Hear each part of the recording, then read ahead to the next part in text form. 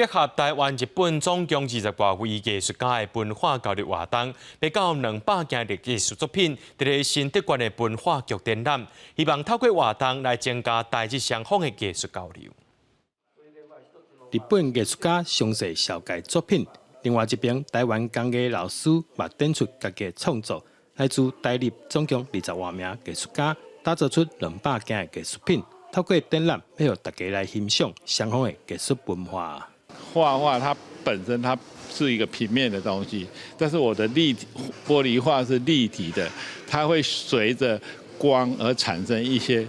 亮亮的效果啊。那这就是一般跟平面画画不同的地方。この展覧会を通じまして、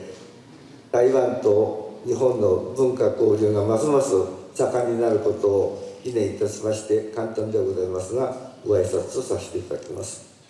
台湾工艺在地理以及历史上参日本有真深的关联。主办单位希望这摆透过交流，除了会当看到台日双方在艺术点面有路的手艺，也感受两国之间多元文化。台湾的工艺它其实就是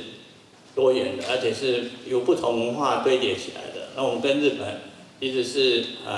源远流长，关系密切啊。台湾的很多工艺都是受到日本的影响。但是台湾的多元的文化在这边也展现出来，就是